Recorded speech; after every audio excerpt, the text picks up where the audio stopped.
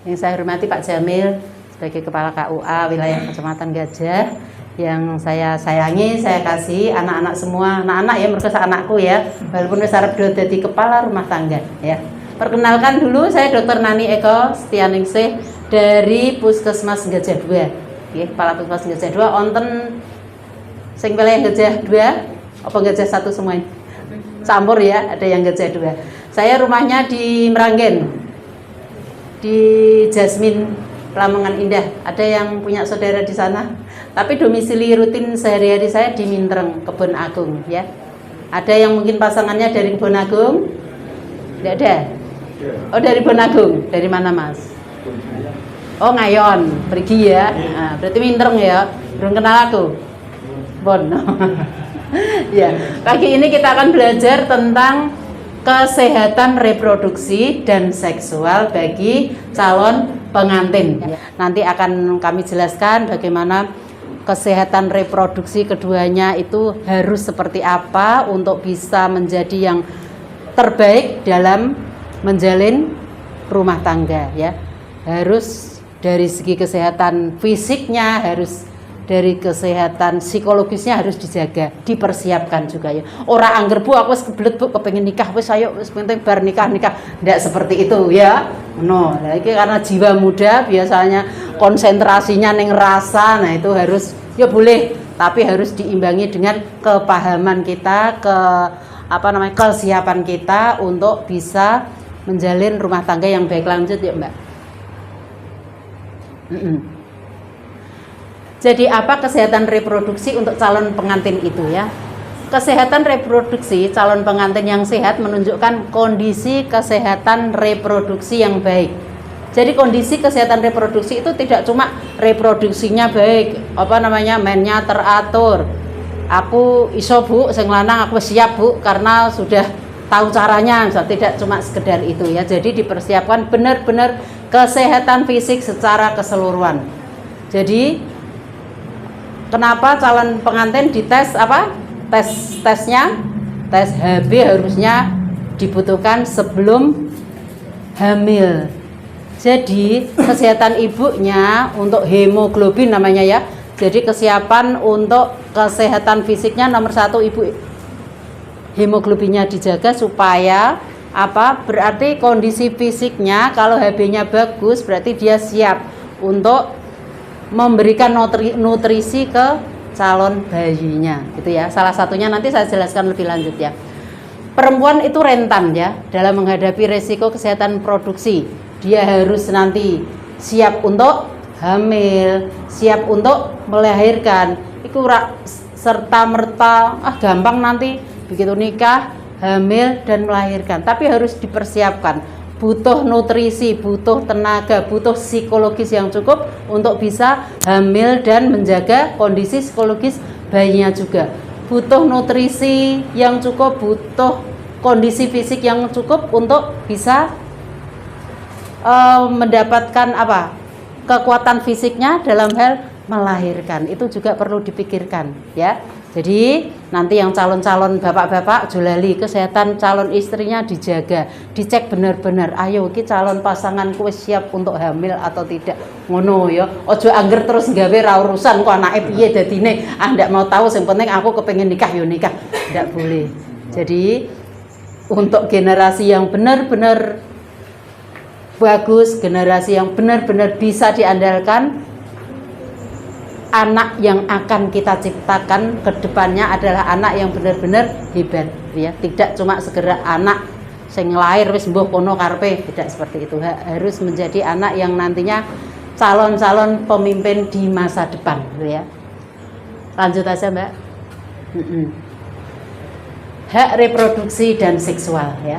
Jadi suami istri memiliki hak yang sama dan bertanggung jawab memutuskan untuk kapan akan punya anak, jumlahnya berapa ya, jarak kelahirannya harus berapa ya, dan di mana anak dilahirkan harus ditentukan semua, direncanakan dengan matang demi kesehatan ibunya. Dipertimbangkan juga jaraknya harus berapa, itu nanti konsultasi ke bagian medis ya, bisa di puskesmas, bisa nanti kalau periksa ke KIA ya. Jadi demi kesehatan ibunya dicek kondisi fisiknya, oh jarakmu harus sekian, oh HB-mu sekian, jangan hamil dulu, diproses dulu sampai benar-benar sehat baru boleh hamil. Itu ada aturannya. Jadi nanti benar-benar anak yang dilahirkan anak yang berkualitas. Lanjut ya Mbak. Lanjut aja ya, nanti materinya di-share jadi bisa dibaca lebih detail. Karena kalau dibaca semua tidak cukup waktunya ya. Kalau ini organ reproduksi perempuan dan laki-laki. Ini sudah lulus SMA semua. Gak usah tak bahas ya, harus apal ya. Nah, karena ini anatomi pelajaran kelas loro atau kelas 3 ini ya, kelas 2 atau kelas 3 di SMA ya. Jadi ini didelok saka dhuwur. Yang perempuan yang sebelah sini ya. Berarti ada vagina dari luar. Nah, dalamnya itu ada namanya ovarium, ada namanya endometrium atau uterus, itu kandung bayi. Saya lupa bawa ini ya, kandung tempat bayi dilahirkan. Nah, sel ovarium itu sebelah kanan kiri itu adalah pabrik telurnya. Nah, saya jelaskan sekilas karena ini banyak masalah dan pertanyaan untuk pasangan suami istri. Jadi umur bayi ya, umur bayi itu ditentukan oleh umur sel telur ibu, bukan kapan berhubungan. Itu kadang mungkin yang belum begitu dipahami oleh pasangan, karena beberapa ada yang datang, pernah ada yang konsul, Bu saya itu baru nikah 2 minggu 20 hari Bu, kenapa anak saya sudah berumur 1 bulan, bisa enggak? Nah ini mungkin yang di SMA belum begitu detail dijelaskan ya. Jadi umur bayi itu ditentukan oleh sel telur ibu. Sel telur ibu carane ngitung seperti ini. Jenengan mennya misalnya Mbak, mennya biasanya tanggal berapa? 13 sampai tanggal berapa? Kadang 4 hari. Kadang 4 hari. Berarti 13 sampai 18 misalnya ya. Waktu tanggal 13 sampai tanggal 14 itu sebenarnya ki calon bayi karena tidak dibuahi akhirnya hancur jadi gumpalan menstruasi. Pas tepat tanggal 13 itu adiknya sebenarnya sudah keluar dari pabriknya. Deng ya. Adiknya pada hari pertama itu sudah berumur 1 hari. Bukan mennya yang dihitung. Ini kan men ya. Nah, setelah men tanggal 18 ditambah 5 dino nikah misalnya, berarti tanggal berapa nih? 18 ditambah 5, 23 nikah. Padahal adiknya tadi sudah berumur 1 hari di dalam kandungan, di belakangnya tanggal berapa?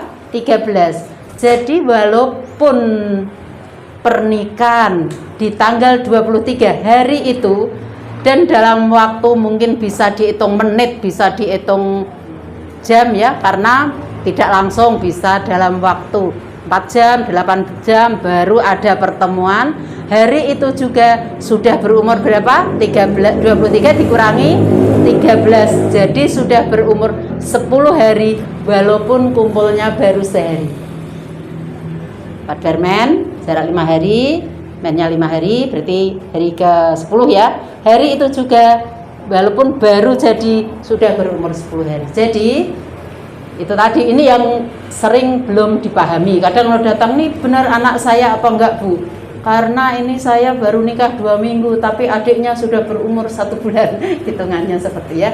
Karena itu tadi dihitung dari sel telur ibu, bukan dari kapan berhubungan. Itu aja, ini selingan di luar konteks kesehatan reproduksi. Lanjut ya Mbak. Nah ini apa yang perlu dipersiapkan saat pernikahan, sebelum pernikahan, pranikah ya. Nah, deteksi dini masalah kesehatan jiwa biasanya di puskesmas, bisa di KUA bisa Pak, ada deteksi jiwa? Enggak ya, langsung di puskesmas semua ya. Screening imunisasi TT, siapa yang sudah imunisasi TT? Yang mau nikah sudah didampingi istrinya imunisasi, didampingi ya. Jadi suami sehat dan siap siaga, suami siaga ya. Terus pemeriksaan tanda-tanda vital, tensi, nadi ya, dicek. Oh kesehatanmu kurang ini. Oh berarti yang perlu dipersiapkan atau mungkin konsumsi yang harus disiapkan untuk ibunya sebelum nikah. Jadi pas nikah ya kondisi sehat. Sisan ditunjang gizi seterusnya untuk persiapan kehamilan dihitung juga. Makanya di pranikah itu benar-benar disiapkan kondisi fisiknya, yang kurang itu apa yang harus diperbaiki itu ya. Nanti bisa konsul ke Bu Bidan, ke ruang KIA di puskesmasnya masing-masing ya. Terus pemeriksaan darah lengkap itu ya, status gizinya nanti Ibu Bidan tahu. Pemeriksaan penunjang tambahan atas indikasi itu kalau ada kelainan-kelainan lainnya. Nah ini untuk menjaga kebersihan organ reproduksi. Nah, pakaian dalam itu ganti setiap habis mandi, ganti ojo diguneh nek bar. Itu karena pengaruh ya gampang jamuran, infeksi, nanti mempengaruhi juga kesehatan reproduksinya. Penggunaan anduk yang kering tidak lembab. Jadi begitu anduk dipakai lembab dipakai lagi itu juga menyebabkan jamur bisa, dan itu mempengaruhi kesehatan kita juga, terutama kesehatan reproduksi berpengaruh juga. Nah kalau ini wes sunat kabeh ya, wes kalau di Indonesia sudah sunat semua. Yuk lanjut Mbak. Oke.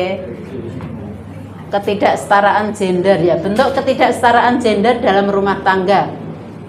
Jadi karena suatu budaya, kadang di Indonesia itu masih sing lanang ki yo wis jadi bapak-bapak.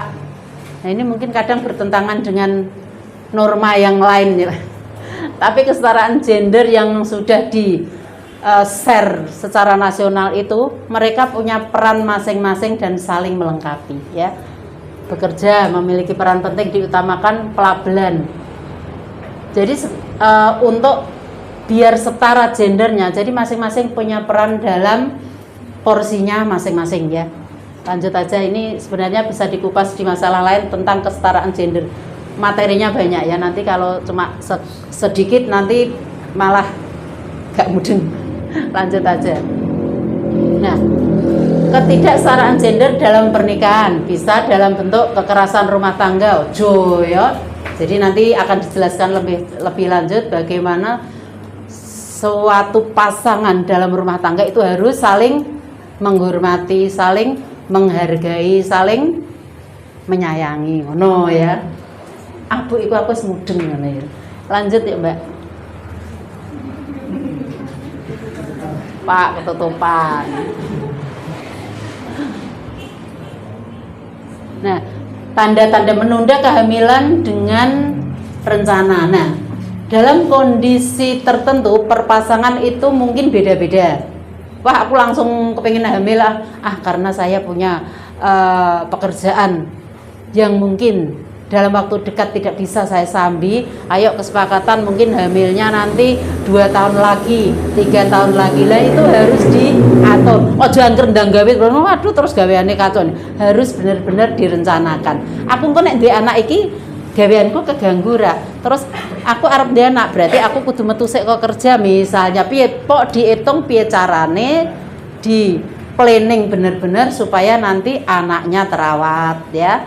Ekonominya bisa berkecukupan harus dicek. Ora angrene padahal belum siap secara materi, belum siap, secara fisik belum siap. Nah, kesiapan fisik, materi harus tetap diperhitungkan ya demi kesehatan total suatu rumah tangga. Tanda-tanda kehamilan. Kalau yang mennya teratur berarti telat, itu pasti biasanya menuju ke kondisi hamil ya. Terus cara menghitung usia kehamilan mau wis ya, dan taksirannya dari tadi. Cara menghitung adalah men terakhir dihitung hari pertama men, karena hari pertama men terakhir tuh adiknya yang mau jadi itu sudah punya umur 1 hari di hari pertama men. Itu ngitungnya. Jadi kenapa Bu Bidan kok ngitungnya kita aku telat tuh kan iki ngitungnya kok dari men. Iya, ngitungnya dari men hari pertama. Mennya tanggal 13 nganti 23, berarti dihitung dari tanggal 13, bukan dari tanggal 23-nya, dari tanggal 13-nya. Itu ya.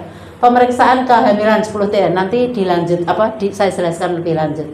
Yuk lanjut ya Mbak. Nah kalau misalnya jenengan semua punya rencana ojo ndi anak sik, yuk di planning sik.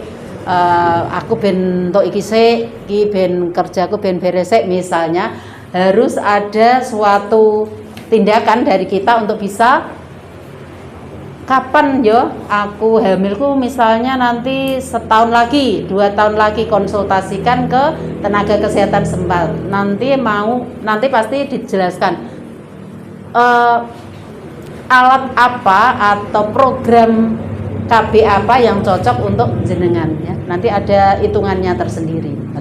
Itu yang memang belum siap untuk hamil. Nunggu misalnya, oh Bu, umurku lagi 20 tahun, kowe 25 tahun, aku lagi hamil. Iki koyo ono sing jemut-imut cilik, umurmu piro, Mbak?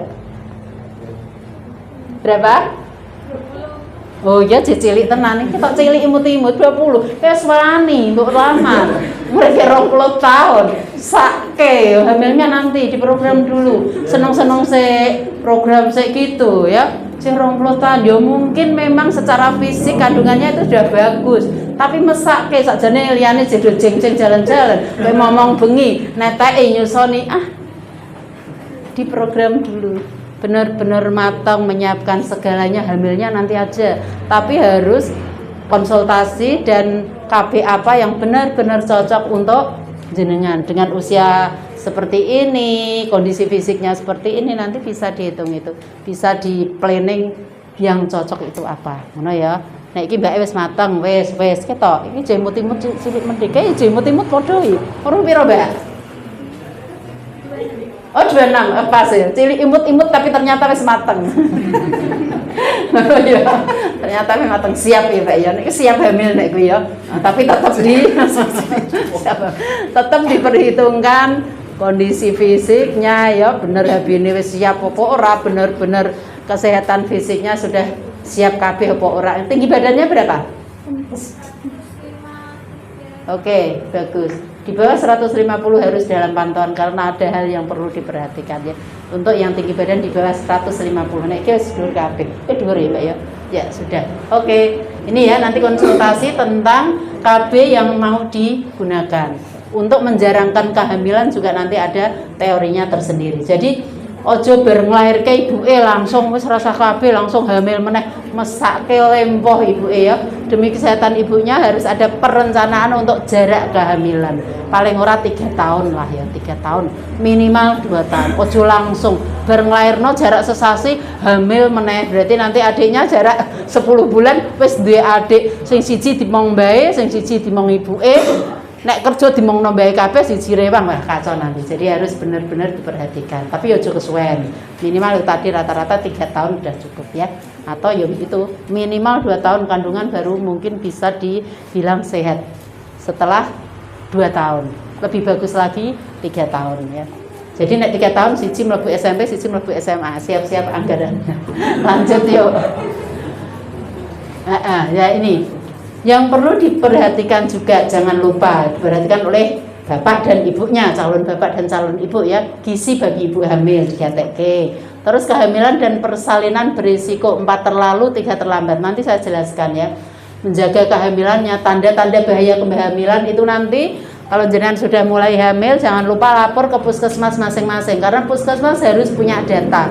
Nanti jenengan untuk buku, di buku itu ada teori-teori materi tentang bagaimana menjaga kehamilan, bagaimana tanda-tanda kehamilan itu bahaya dan harus segera dikonsultasikan, di buku itu ada. Jadi nanti walaupun aku periksa aku di rumah sakit boleh, periksa hamil aku gak seneng ning desa Bu, pengen ning ndi boleh, ndak apa-apa. Tapi satu kali pemeriksaan awal kalau bisa puskesmas punya data, karena itu untuk data jenengan masuk di laporan ibu hamil dan ibu yang mau melahirkan ya. Jadi nanti dapat buku untuk bisa jadi bahan diwoco-woco untuk modal ilmu bagaimana kita nanti menjaga kehamilannya masing-masing ya. Kesehatan jiwa ibu hamil, promosi program. Nah, ini bagian ibu bidan nanti tugasnya kalau pas hamil. Lanjut ya Mbak. Nah ini piramida makanan ibu hamil untuk bayi yang sehat ya, 4 sehat 5 sempurna, intinya itu ya. Lanjut ya Mbak. Nah ini kehamilan beresiko tinggi ya, walaupun ini pada belum hamil. Nah apa sini durung tahu Ya ini perlu diperhatikan juga. 4 terlalu muda untuk hamil, kurang dari 20. Umurmu mepet dok, pas minimal terendah. Hamilmu nanti 2 tahun lagi masuk susu, sakit jumu cilik ya. 23 ngono paling ora 23 ya.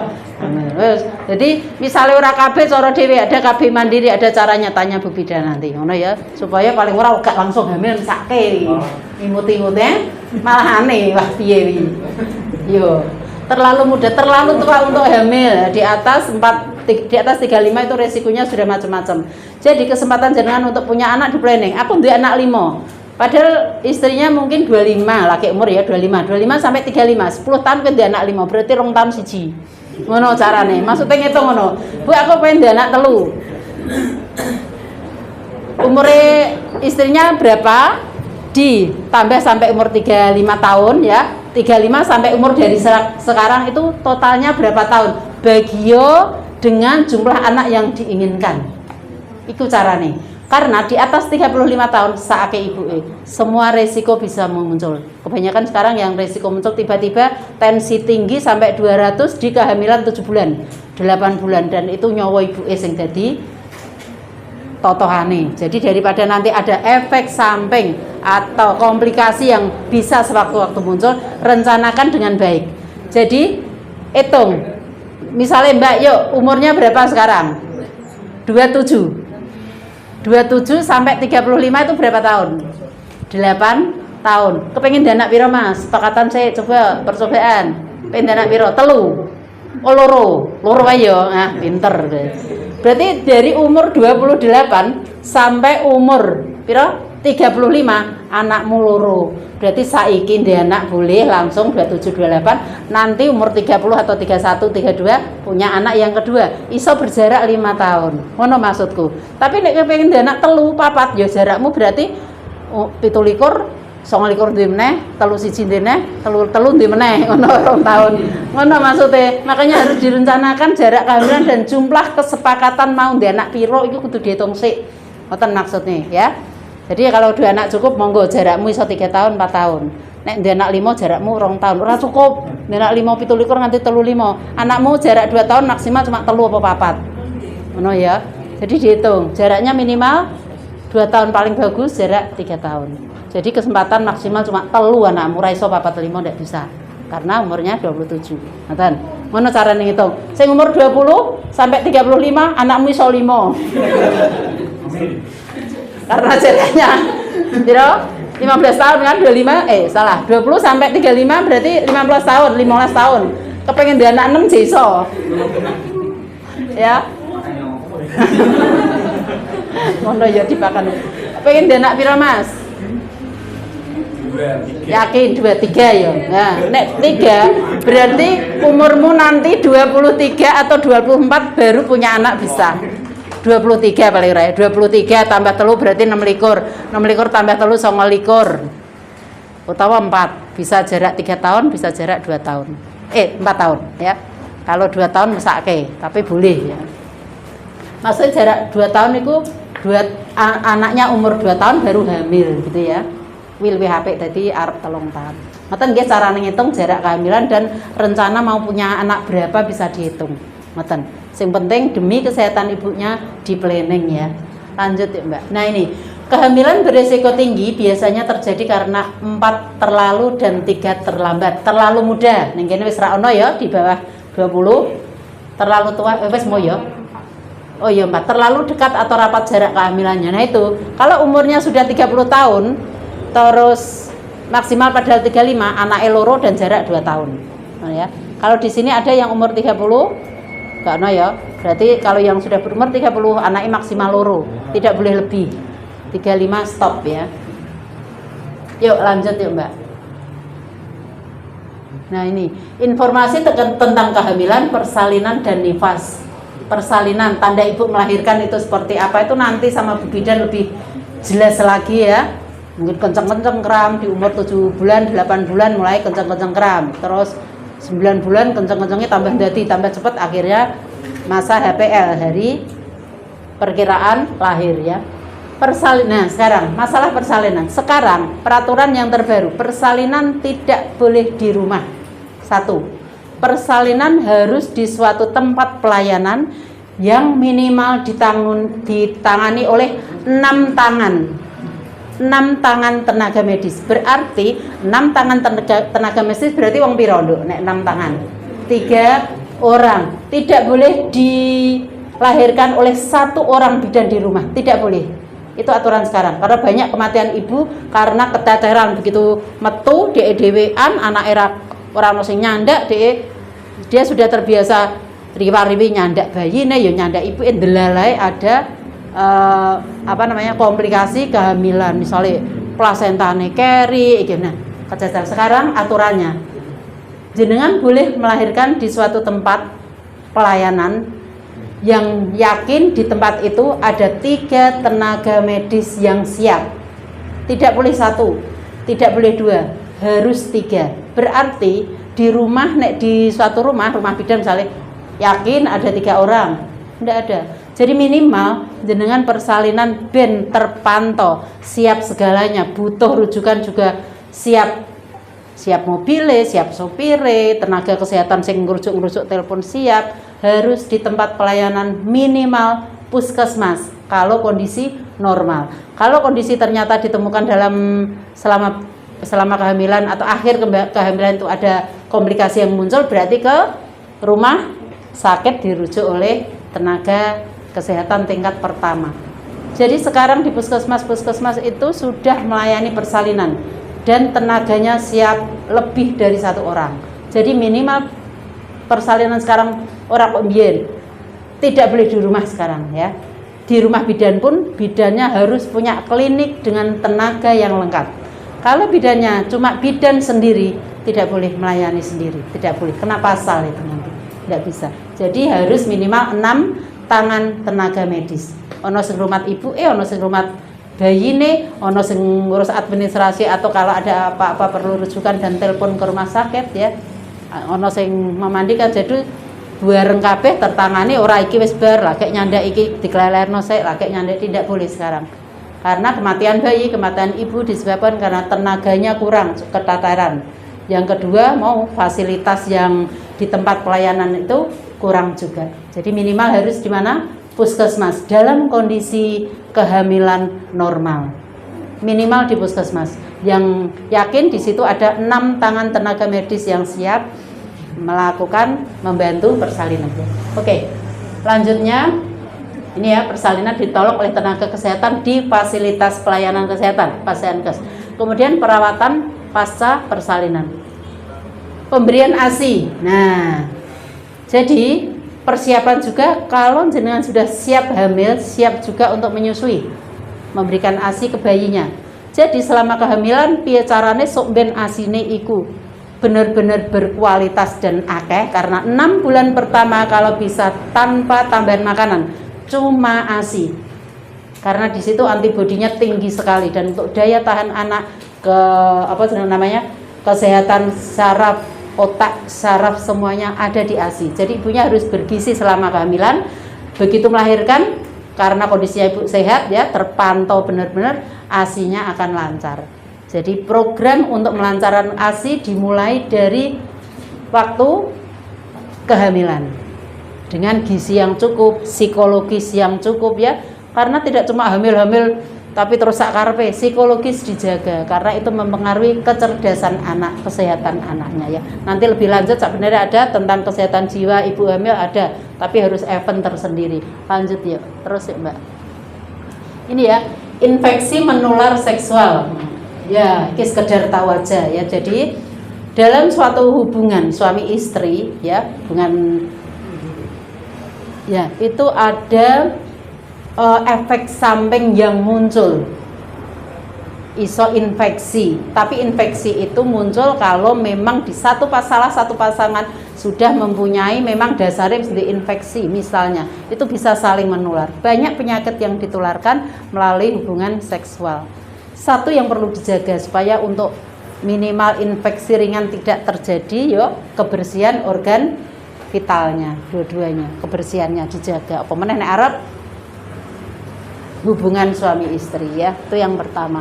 Terus kalau misalnya ada keluhan-keluhan selama belum nikah, tuntaskan dulu, periksa ke tenaga kesehatan terdekat. Misalnya ada keluhan, ono sing pipis iki mbuh piye sadurunge ono riwayat-riwayat sebelumnya ya, kencing ono nanai misalnya, untuk ya harus segera dituntaskan dulu, disembuhkan dulu. Demikian juga kalau ada infeksi walaupun ringan, untuk calon istrinya dituntaskan dulu.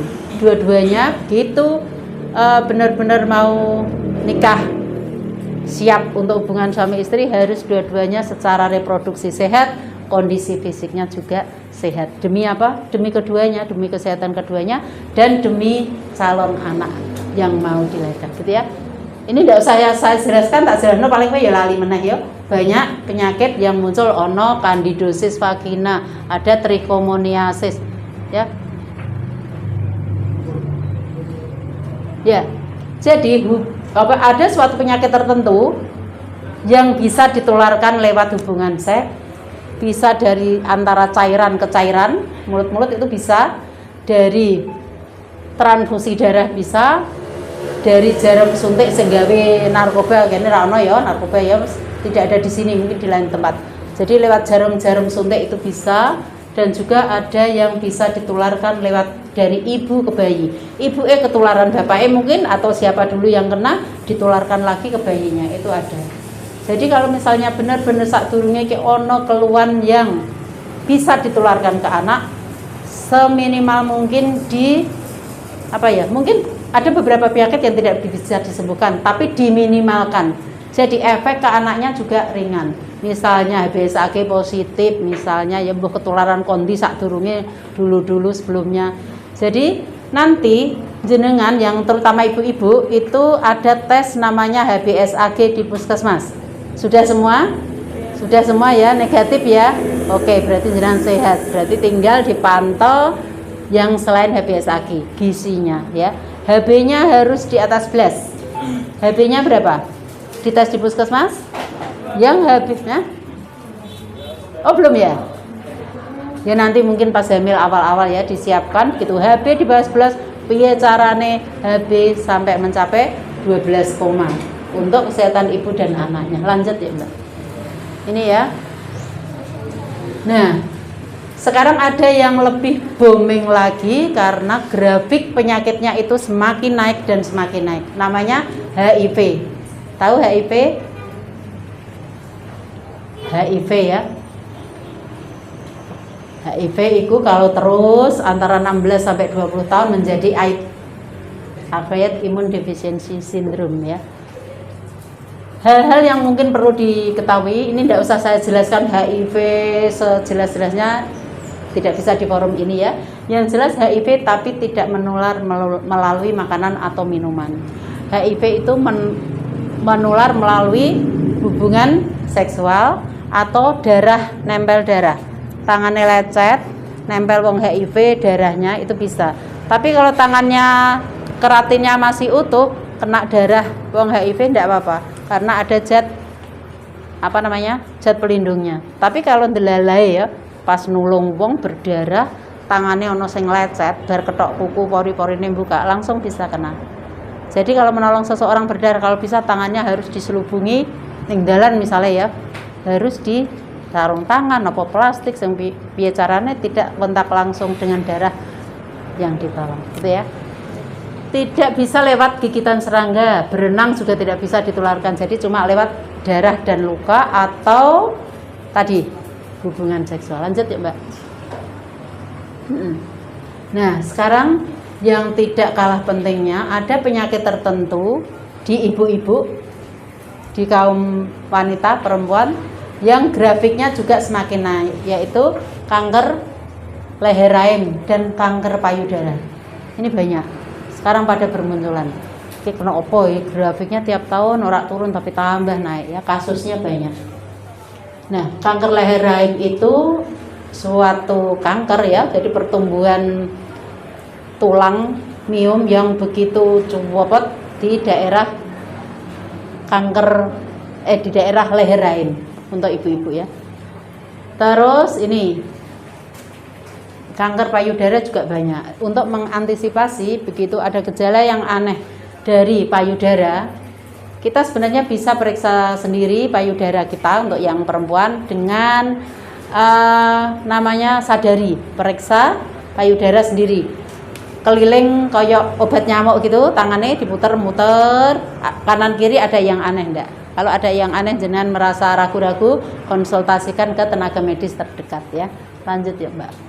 Nah ini deteksi dini kanker rahim di pap smear dan lain-lain itu nanti aja ya. Untuk kali ini tidak usah mendetail dulu. Lanjut yuk. Yuk lanjut Mbak. Nah ini informasi tentang gangguan seksual suami istri ya, ini juga perlu diperhatikan karena mempengaruhi. Berarti ada kesehatan yang perlu diperhatikan kalau memang ada keluhan-keluhan seperti ini ya, misalnya dorongan seksualnya rendah, gangguan bangkitan seksual. Bu, aku tak jajal urung Bu, gak usah materi ini ngono ya. Ndak, ini sekedar pengetahuan ya. Sulit orgasme, rasa sakit atau tidak nyaman. Terus gangguan seksual pada laki-laki, disfungsi ereksi, ejakulasi dini atau gangguan orgasme. Nah, ini dituntaskan dulu kalau memang ada keluhan seperti ini sebelumnya. Tapi nek wis nikah ya tetap konsultasi dan dituntaskan, dikonsultasikan, diobati mungkin ya, diterapi ke tenaga medis yang berwenang. Nah ini gangguan seksual itu tidak semata-mata kelainan dari organ fisiknya, tapi juga dari psikologis masing-masing ya. Komunikasi adalah hal yang sangat penting untuk supaya kita sehat secara jiwa dalam hal hubungan suami istri.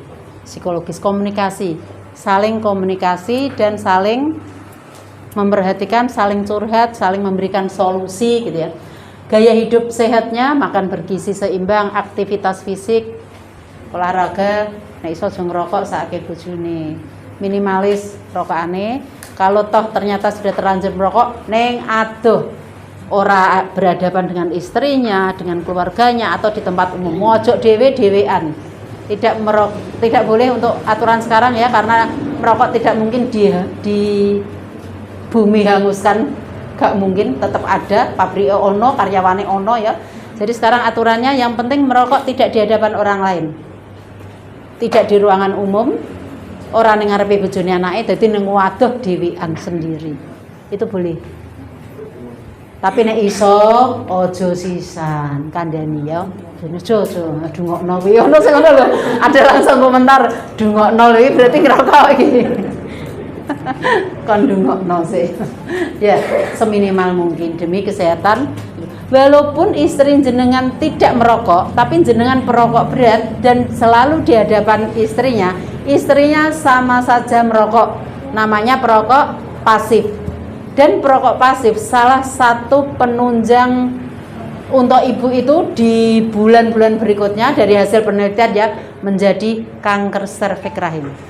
Karena nikotin yang dihisap itu dari hasil penelitian profesor-profesor, nikotin yang dihisap secara pasif walaupun tidak merokok akan menempel namanya di mukosa seluruh tubuh, neng kerongkongan, neng serviks rahim, di usus halus, di mana saja, semua yang ada namanya mukosa halus.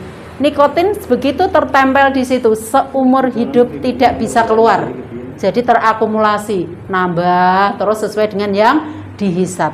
Itu namanya perokok pasif. Untuk orang yang selalu menghisap rokok dari perokok-perokok sekelilingnya. Bukan berarti itu memicu langsung kanker serviks rahim, tapi dari hasil penelitian salah satu faktor yang mencetuskan. Jadi pencetus kanker rahim, kanker apa tuh banyak sekali, salah satunya nikotin yang menempel di mukosa. Lanjut ya Mbak. Mitos. Nah ini, mitos adalah mitos pada perkawinan. Ini banyak ya. Hubungan seks pertama kali selalu ditandai dengan keluarnya darah dari vagina. Ya, untuk zaman dulu. Tapi setelah dari hasil penelitian dari himen namanya ya. Himen itu apa namanya? Selaput darah wanita itu bentuknya macam-macam. Ono sing berpori, ada yang apa ya, jadi ada bentuk tertentu yang memang diewes lentur sudah tidak mengeluarkan darah, ada, walaupun itu mungkin porsinya kecil, kebanyakan memang darah, tapi ada yang tidak. Jadi ini tidak bisa dijadikan patokan bahwa ini tidak bisa. Hubungan seks pada saat hamil dapat menyebabkan turunnya peranakan. Ini mitos juga ya, yang belum yang tidak benar ya. Jadi turunnya peranakan bukan dikarenakan hubungan dari suami istri, bukan. Tapi karena mungkin malah ibunya itu sering ngangkat berat, ngoden tenanan, mungkin pekerja berat, itu yang menyebabkan turunnya peranakan. Nek wong biyen bonen ya keluar gitu, peranakannya bisa keluar kok bon gitu, jadi jempalik kandungan untuk bayinya malik ya. Lanjut ya Mbak. Oh ternyata sudah selesai. Nah ada satu pesan dari cuma belum masuk ya, lupa tidak saya masukkan. Ada satu pesan untuk pendidikan pranikah ini ya. Nikah itu tujuan kita ke depan apa?